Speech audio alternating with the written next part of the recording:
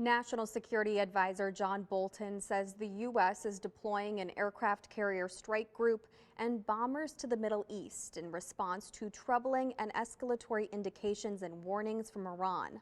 In a short statement, Bolton said the deployment would send a clear and unmistakable message to the Iranian regime that any attack on United States interests or on those of our allies will be met with unrelenting force. A U.S. official told Reuters under the condition of anonymity the deployment was ordered to deter possible preparations by Iranian forces to attack U.S. forces in the area.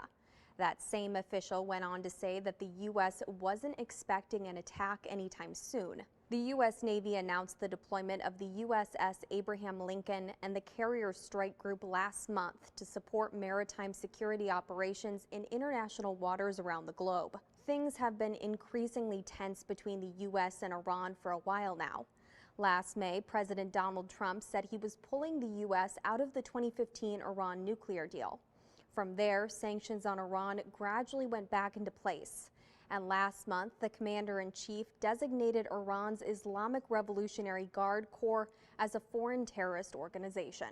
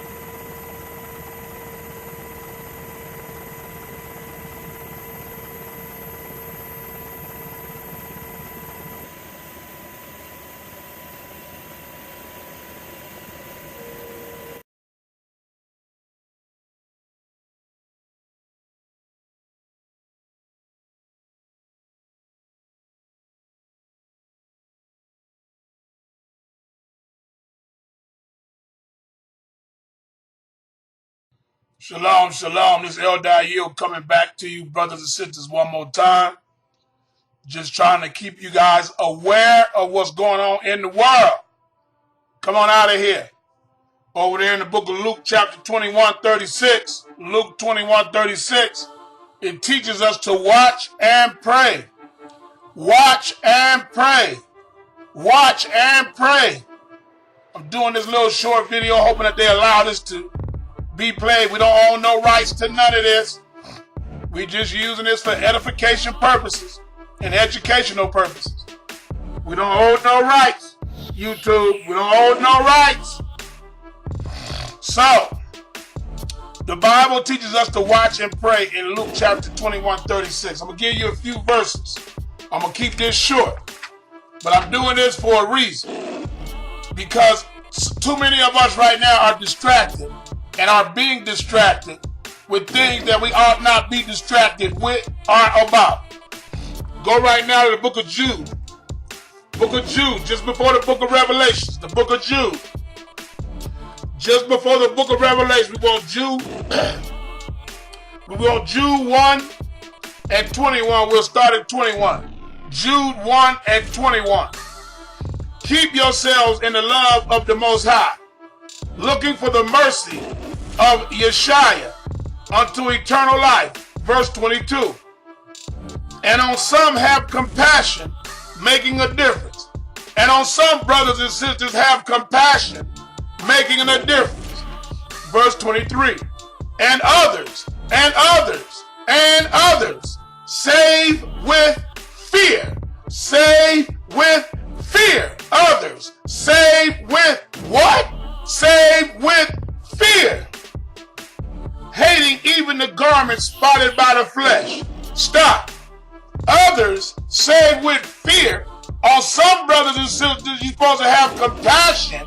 And on other brothers and sisters, you're supposed to save them with what? Fear. Come on up out of here. Come on up out of here. Go now to the book of Joel chapter 3. Joel chapter 3. Joel chapter 3. Let's go to the book of Joel chapter 3. Because I want you guys to get an understanding, those of you that come on this channel, that when this war break out, oh, it will break out. When it break out, I want you to understand that our God is behind it. That Ahia is the one behind it, according to Bible prophecy. Now, we just read and broke down the book of Jude. Others say with fear. Right now, you should be watching and praying. Right now, you shouldn't be, your eyes and head shouldn't be, you shouldn't be worried about what's going on in Miss Julie's house. Right now, your attention shouldn't be worried about what's going on in Bob Barker's backyard. Right now, come on up out of here. Your attention needs to be in prayer and watching. And I'm going to prove it. We're going to go to Matthew 24 and I'm going to prove it. In the book of Joel, brothers and sisters, when you read this, prophecy is talking about the Most High bringing the militaries of the earth down into the valley of Jehoshaphat, because he's going to there plead with them for what these nations in Psalms 83 has done unto his people. I don't want you to think that this is some battle that's about to occur on this earth and that there is not a purpose behind it. The Most High teaches all of us, vengeance is mine, I shall repay, saith the Lord. He also teaches us in Galatians 6:7, be not deceived, God is not mocked. Whatsoever a man soweth, that shall he also what? Reap. Now, on your time, I want you to read Joel chapter 3. But I want you to go to Matthew chapter 24. Matthew chapter 24. And I want to show you how we read over things. Are you with me? How we read over things. Now, many of you have read Matthew 24 1,000 times. But I'm going to show you something that you've probably never seen before. So go to Matthew chapter 24. And where we want to start? Oh, coming out of here, where we want to start? Where we want to go? Matthew chapter 24 is what we want. Come on out of here. We want to look at Matthew chapter 24. And we want to look at verse number, where we want to go? Verse number, okay, we want to go to verse number 42. Matthew 24 and 42. Are you with me? Are you with me? Matthew 24, we will start at verse 42. Watch you therefore, for you know not what hour your Lord doth come. This is Matthew 24 and 42. Watch you therefore, that you not know what hour he comes. When you go all the way back to the beginning of Matthew 24, he tells you events that will begin to take place on the earth just before his second coming. And the major part of this whole chapter is watch and what? Pray. Be aware. That's what he's saying.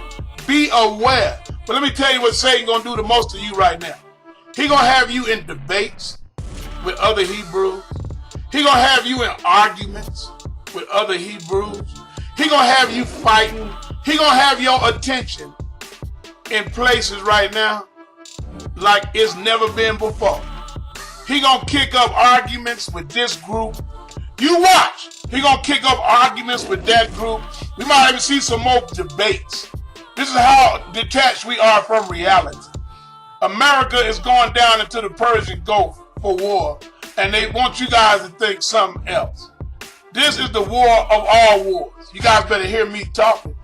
This is going to affect all of the economies of the world worldwide. Hello. So all I can say to myself is I better get some gas. Hello. You better get some gas. This is going to cause, hello, the oil markets to go crazy. This is going to cause one incident. Hello. They want to crash this economy anyway to bring in the chip. This may be the event leading to the chip. Hello. Are you hearing me out there? So, this, my friend, is more important than worrying about what's going on in Miss Julie's house. Isn't it? Isn't this priority number one? This should be priority number one in your life right now. This is what you should be praying for right now. Remember the story of Job, how Job went through all that hell, lost all them children, and lost everything he had? At the end of the book of Job, it told you that Job's captivity was turned around when he got a revelation. When he began to pray for his friends, the Most High turned his captivity around. No matter what he was going through, the Most High left him in it until he began to pray for other people. That's a lesson, brothers and sisters, that you can't be focused on your life and your situation. Me. That's Satan. Satan always got people focusing on them, their life, their situation, their backyard, their kids, their bills. That's it. Right now we need to be praying. We got brothers and sisters over there in the Middle East. We got Hebrews in Iran. We got Hebrews in Yemen. They over there wiping out Yemen already.